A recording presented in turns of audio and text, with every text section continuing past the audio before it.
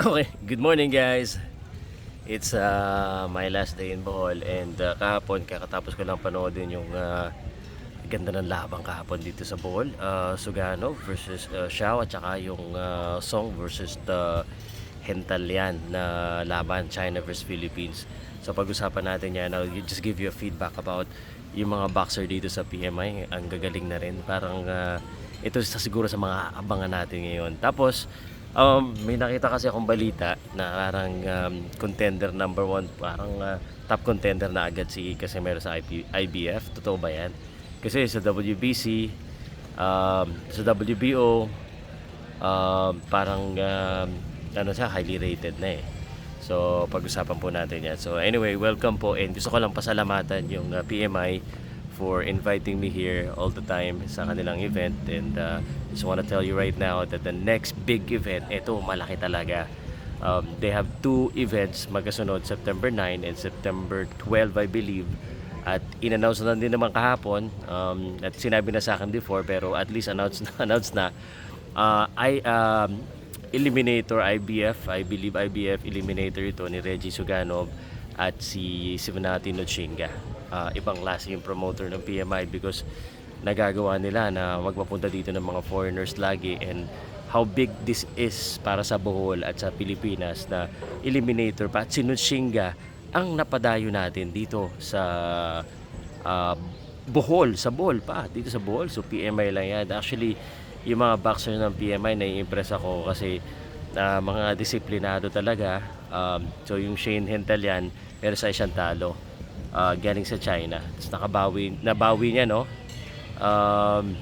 Nabawi niya yung kanyang pagkatalo. Kaya naman sabi ko, grabe, ang galing nung Shane, ang talagang talagang pumapasok eh. So abangan niyo yan, watch niyo yung mga video sa PMI Bohol. So hindi ko lang basta-basta hinahype pag kundi dahil main event, talagang na-impress lang ako sa laro niya. Yung Joseph Sumabong naman, alam mo yung mga minimum weight talaga natin dito sa Pilipinas, talagang talagang world class eh. Yung Joseph Sumabong, yung nakalaban niya, undefeated fighter, magaling din. Nagulat nga ako, matibay din, magaling, maganda footwork. Pero yung Joseph Sumabong, mas malakas lang talaga, mas malakas yung mga suntok at saka very aggressive eh. And abangan nyo, ito sinasabi ko, Joseph Sumabong could fight for a world title soon. It's very possible. Yung Oscar Collazo, sabi mismo kahapon ni Leon Panencillo na aakyat nga si Oscar Collazo, there will be a big opportunity for them to fight for a world title. And I'm not gonna be surprised if the world title would happen here in Bohol kasi kaya nila eh. So magaling yung PMI.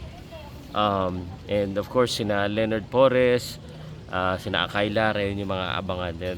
These are the two name, Leonard Porres III, Akay Lar, na medyo caught my eyes.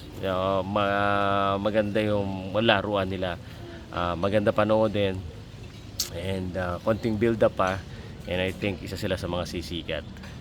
And lastly, regarding kay Casimero, I just checked the IBF, number 10 pala siya, number 10. So he's not gonna get the title shot right away. However, hindi po siya parang tinatawag na mandatory or anything na makakalabang agad kay Inoue. Malabo pa po yun, hindi pa po yun yung mangyayari. Ang mangyayari pa dyan, ilalaban po muna siya sa isang rated boxers ulit para makaangat pa siya. Ngayon, okay sana, pwede naman talaga sana siyang mapalabang kay Naoya Inoue next. Yan kung gugustuhin po ni Inoue, yan ang katanungan. Ang sa tingin ko, hindi yan gugustuhin ni Inoue. Yun lang yung real talk ko. Peace guys, please comment down below, let me know, and sana makapunta ako sa mga lugar ninyo kung saan man may boxing or anumang sports. Salamat guys.